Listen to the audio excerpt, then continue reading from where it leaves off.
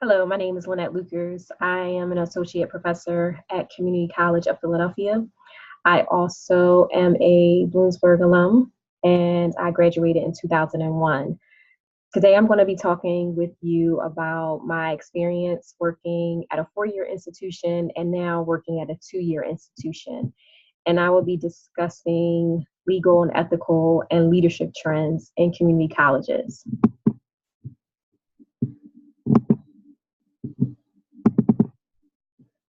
I'll be sharing my screen with you.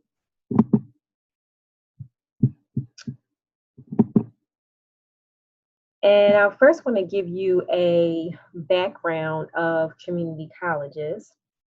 So community colleges were first created at Joliet Community College located in Illinois in 1901. That's the first established community college.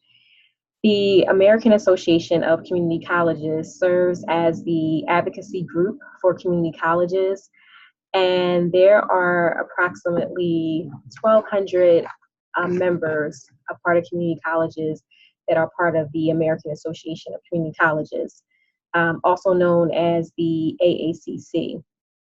And this advocacy group was founded in 1922 and is located in Washington, D.C.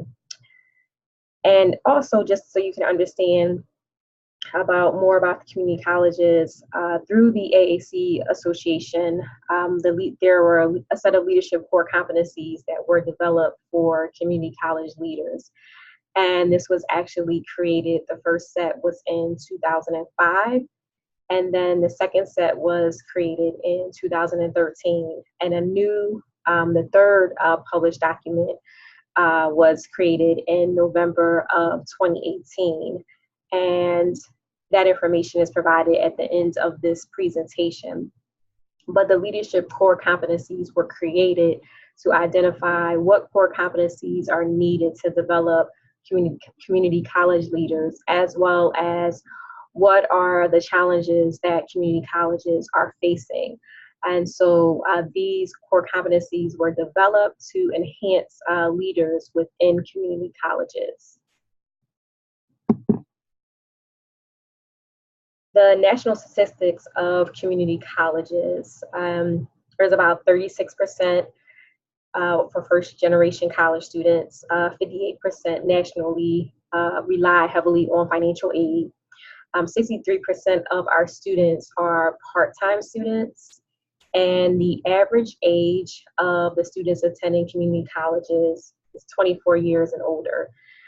Community colleges are known to have adult learners that are they're attending the community colleges, and that's very common. It tends to be less traditional to have the 18, 19-year-old student that you would see that would attend a four-year institution. However, more students at the age of 18, 19 immediately completing high school they're attending community colleges.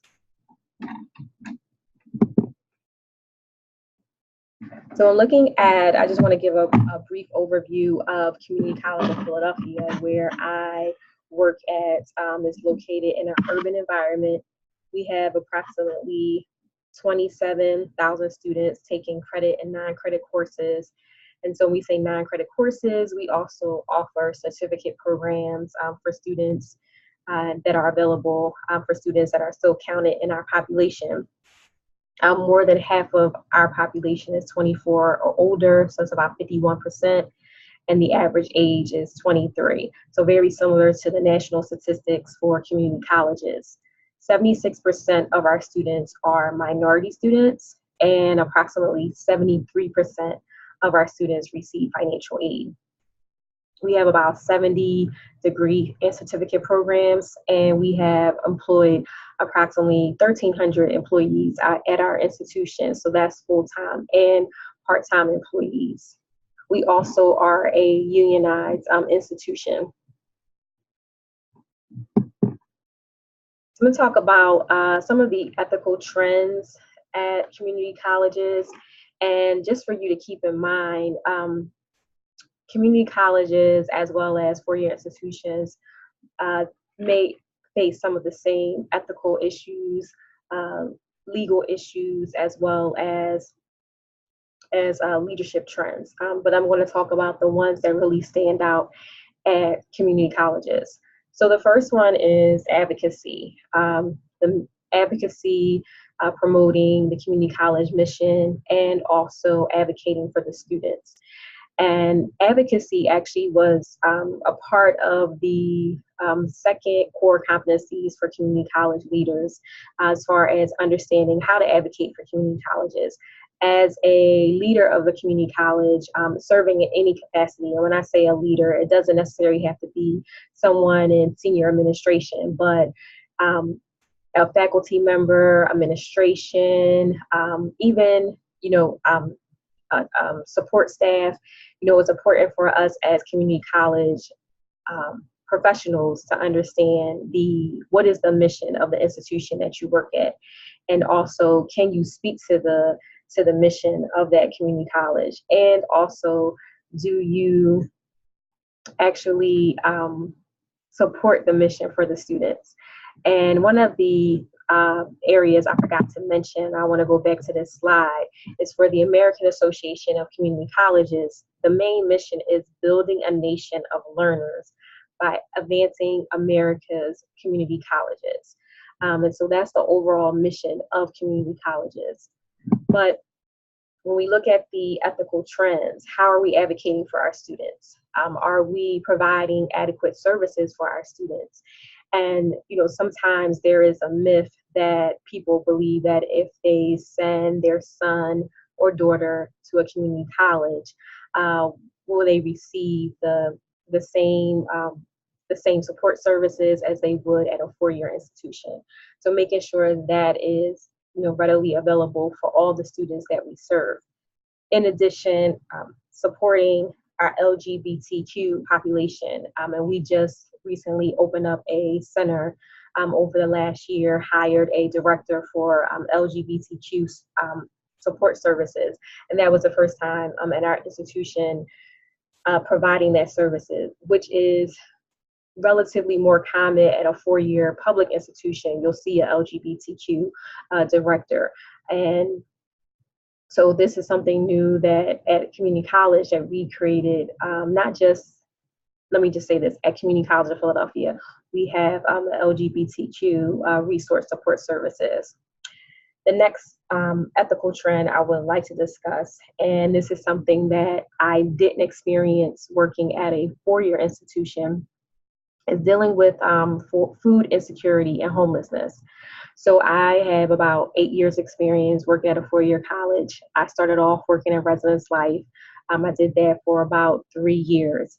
And at a community college, one of the challenges is that we don't offer a residence hall. Now, majority of community colleges don't have a residence hall available for their students.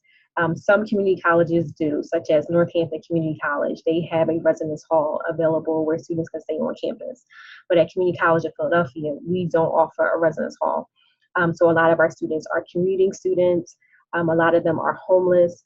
And we don't really even know, how to identify what students are homeless and what students who have food insecurity. So as a result, the issue is, how can a student learn when they haven't had a meal all day? Just like the same concept, from the K through 12 model, we encourage students, parents to feed their children in the morning for breakfast before they go to school, or for testing. They should have a nice, healthy breakfast. Same concept, when you graduate from high school and you go to college, you have to be able to function and sustain yourself by eating. So as a result, that is a really ethical issue at community colleges. How do we support these students who are homeless? How do we support these students who don't have food availability? So with this, we've addressed this we have a food pantry. Receive grant money where we have a food pantry available for students. We also have a conventional size refrigerator where students can store their food, and they can also have the healthy option of being able to eat more healthy We have also, I believe it's Full Abundance, where they come on campus every day, and they certain days a week, I believe they provide fruits, free fruits for our students to be able to have, more healthy options for the students who, can't afford that. And that's really available for all students to have access to free food. And also with our faculty and staff, we've also asked everyone if they could donate to we have a food snack option. And a food snack is located at various student support offices, where we have a container with a Ziploc bag, individual Ziploc bags that will have oatmeal, crackers, maybe tuna fish, just perishable items, where a student will come to the office. They may come to the counseling department, they can sign their name, they can get one snack bag a day, and that'll just, hold them over for a few hours. So that's something that we initiated a couple years ago. And then lastly, we also initiated where faculty, any employees can donate to our food program, where they'll deduct money out of your paycheck to donate to the food insecurity program. And that has been helpful for students. And in addition, providing food opportunities for students during finals. We offer a food voucher for students to be able to get a free meal each day during finals weeks. And a lot of students have been really taking advantage of that. And also with the homeless piece, we don't offer housing. However, we identify the students who walk around on campus all day with extra bags, beyond their book bag, because they don't have a place, they're going from house to house, couch to couch. So allowing for them to, shower in the gymnasium, take a shower in the morning. You'll notice some students early in the morning, needing to take a shower. And so that has been a challenge. At one point, we did have a grant opportunity to help students with using grants to pay towards an apartment. And that was one particular grant for a few years. However, we no longer have that grant, but those are like really key issues. Food insecurity and homelessness is really an ethical issue at our college. Like, how do we support our students? And when I think about the four-year institution, and when I worked in the residence hall, a lot of times I wasn't aware of my students who may have not had accessibility, had a place to go home to because they reside in the residence hall. And then when it was time for winter break and when it was time to leave, those students were the ones who did not have a place to, they didn't have a home to go to. They were the ones who were reluctant to be able to leave. And also with that, now four-year institutions have offered housing where students can stay, during the summer and during the winter break. They'll select one residence hall for those students who don't have a place to go home. So these are the three ethical issues that I've identified. The next one I've identified is legal trends. So three top legal trends that come to mind is Title IX, very common amongst four-year institutions as well as two-year institutions, providing that service for women athletes, sexual assault, training available for all employees. And this sometimes can be challenging at a two-year institution in that we are providing, it's a commuter college. So our campus is a open campus. So we're located in a metropolitan area, and just providing the safety mechanism for our students. In the last 2 years now, we have the legal issue that was created where we're providing, everyone has to carry IDs, their photo ID around, as well as swipe in each of the buildings. And that was a challenge. But for safety measurements and all of the rise of crime that has taken place and shooting incidents that have taken place in all types of, higher ed institutions, providing that safety and that legal opportunity. And with that also parallels with the, sexual assaults, and making sure that, the campus is lit. Making sure that, the campus crime alert is sent out on a consistent basis. The second issue legally is student discipline. At a two-year institution, it's a little challenging as far as the student discipline in the sense of, our students, they commute back and forth. And so there are some issues that may take place at home within the Philadelphia community as far as the Philadelphia Police Department, or also trying to track down students when there are discipline concerns, whether it's in the classroom with faculty, classroom management, and trying to identify those students who are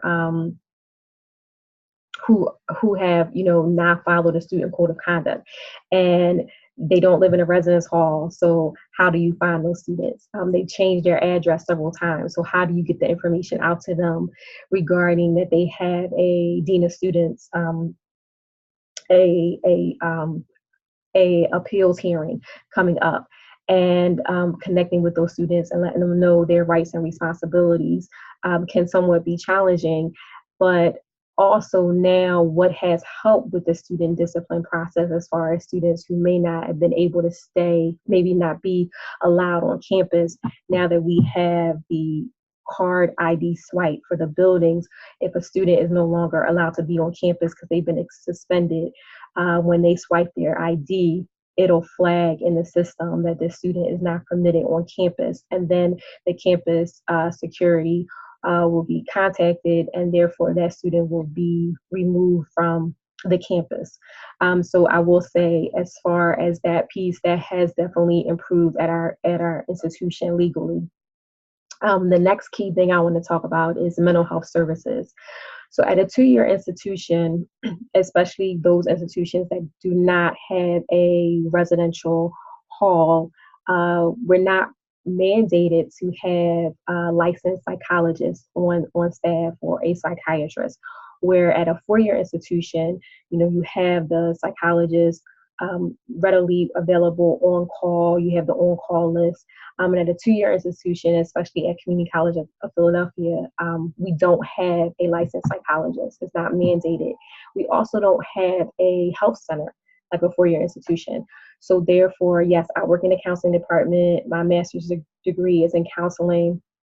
We provide more of the academic transfer as well as some personal counseling, but to a certain degree. When it gets very intense, we send students, we outsource them. So we'll outsource them to the local hospital. We developed a crisis intervention plan, whereas everything is documented. Before, those things were not documented, and sometimes legally we jeopardize our own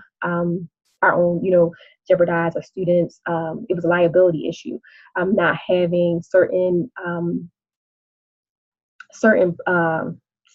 strategic plans in place as far as providing a proper step for mental health services. And also with that, at a four-year institution, I remember being a hall director, a lot of times we had students who were considered more disruptive, and we knew of those students who would have crisis. We had that crisis intervention. We could, the residence hall director was on, whoever was on duty would be contacted, and then if need be, the on-duty psychologist would be notified, as well as the police. And then this situation is a little bit different. Students come and go. It's a commuter campus. And now, some students who are strongly encouraged to go to counseling or who have some really challenging issues may be required to provide, information to the dean of students. But it's really difficult at a two-year institution to regulate those students who have mental health issues, especially when they come and go each semester. Leadership trends in community colleges. One of the things I expressed is that Community College of Philadelphia, we are we have a unionized institution. So therefore, how do you lead as a leader? How do you lead in a union environment? And also in a union environment, sometimes in certain areas, for instance, if you serve as the chair or the director, you may not be able to vote, but you're still a part of that your department. And so sometimes it can be a little bit challenging to lead in a union environment. And that is, some states provide unions, some states don't believe in unions, but that also can be a challenge as a leader in leading in a union environment. Next, fundraising for community colleges. And so, now in institutional advancement, as well as the president's role, one of their main objectives is fundraising for community colleges. So in 2015, former President Barack Obama developed this initiative wanting to provide community colleges free for students. And with this, the question is, well, where does that money come from to support that? This hasn't been mandated, but a lot of states are, trying to push for the opportunity for students to be able to attend their institutions for free. The state of Tennessee has offered free tuition for several years. Maryland is now offering free tuition for their students attending a community college. And Community College of Philadelphia, roughly about 3 years ago, we developed the 50th Promise Scholars Program, which is one of the programs I oversee, where we provide a tuition gap for students who are Pell eligible. They have to be straight out of high school and be at a certain placement level to be eligible for this. And that's a way of covering the different costs as far as, trying to provide free tuition opportunities for students to be able to attend a community college. Roughly our tuition fall and spring full-time student is about $5,500. That's if you are a Philadelphia County resident. If you're out of county resident, tuition would be a lot more. So just some things to keep in mind, how do we support these initiatives? And then lastly, grow your own leadership programs. This is a in-house model to develop leaders at community college, their employees, to develop leaders within. And so how do you fill that leadership gap when individuals are retiring? Or also sometimes we have the concept of only one person knows how to do this particular job. But if that person has to leave for emergency, medical reasons, or they're on vacation, sometimes, that responsibility doesn't occur because no one else knows how to do that. So how do we fill those gaps? And so these grow your own models were developed in the early 2000s. The first program was developed at Houston Community College, and that was in 1995. And this is a great, model to develop leaders within. So developing future leaders at community colleges. And also the American Association of Community Colleges has several different type of professional leadership development programs for women or executive leaders.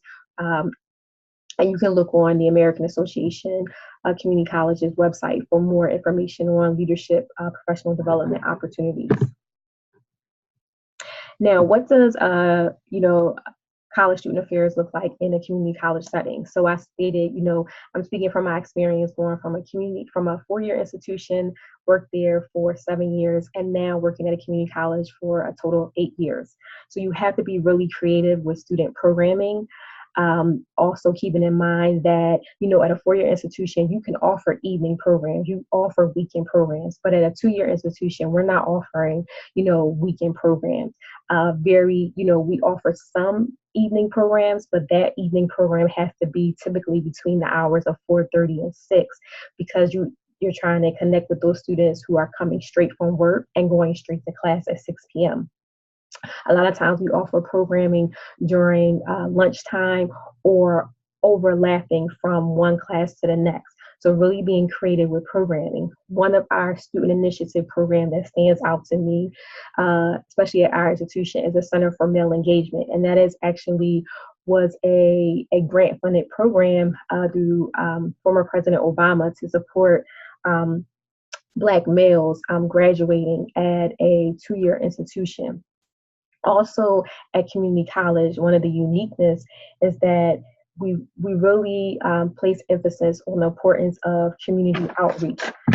And so when we think of community outreach, is really important as faculty, as administrators, to develop those community program outreaches.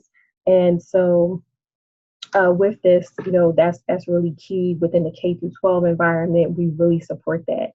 And then also at a two-year institution, really encouraging what does academic achievement look like. So we're trying to get away from the myth that, you know, community college is considered the 13th grade. There are a lot of bright students that attend community colleges, and it's the myth of, well, if you're attending a community college, you may have not been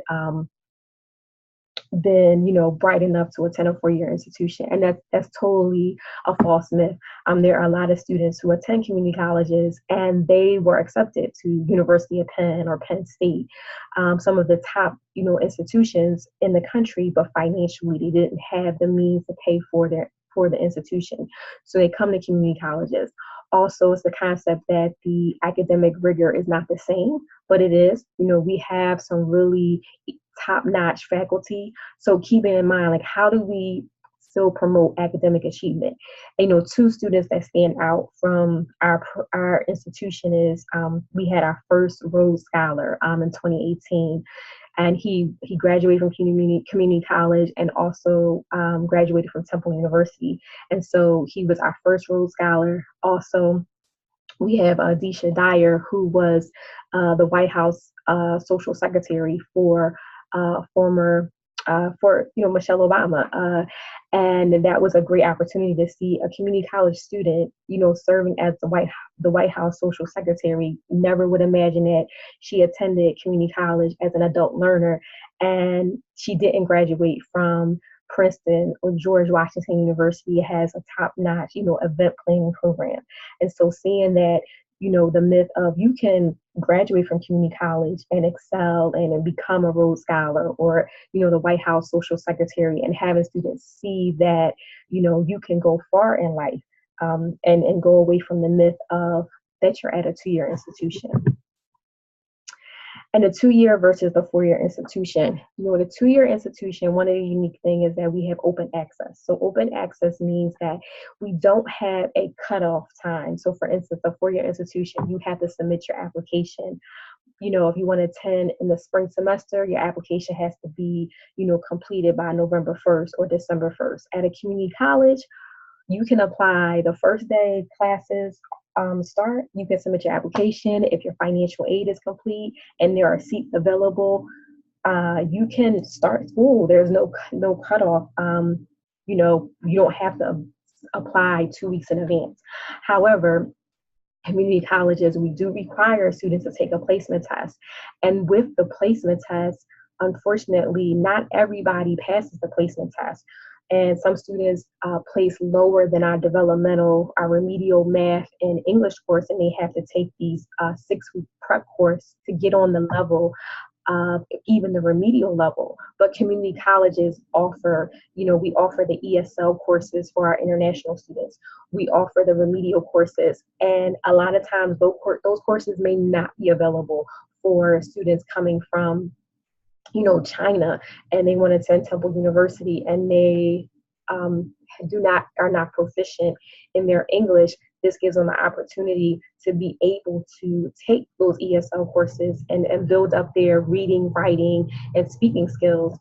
So that's one of the strongest components about a community college. Also, the uniqueness in programs for our special population of students that we offer. I stated before about the Center for Male Engagement. We also have community involvement and partnerships. So that's the K through 12 model, where we offer, dual enrollment for our high school students. A lot of students in the Philadelphia area are taking advantage of this, where they can graduate from high school with a college associate's degree as well as a high school diploma. We also have to think about, our online students and how do we meet the needs of those students who may not physically come on campus. So making that connection with them. And then we also have a reentry program for ex-cons who are released from jail, and we offered courses for them, and now they can come to community college and take courses and earn a degree. And we've had some brilliant individuals that, yes, they served time, but they ended up, I wrote a letter for a student who he did some time, he came to community college, he graduated, and he went to University of Penn. And so, seeing those unique stories, I really take pride, in being able to say, that impact of being a part of that student who was able to turn their life around. So, identifying that and, working at a community college, you really have to be passionate with working with college students. It's not for everyone. Sometimes it's difficult to build a relationship with students because they may be taking classes this semester and then next semester you may not see them, or they may go from taking classes during the daytime and then going to taking classes during the evening. So it may vary. So, I do miss at times working at a four-year institution where I was able to build a relationship with that student from their first year of college to their senior year in college, and watching them evolve and grow from the first day of school to their last day when they walked across the stage. And so at community college, sometimes it can be a little bit hard in building those relationships.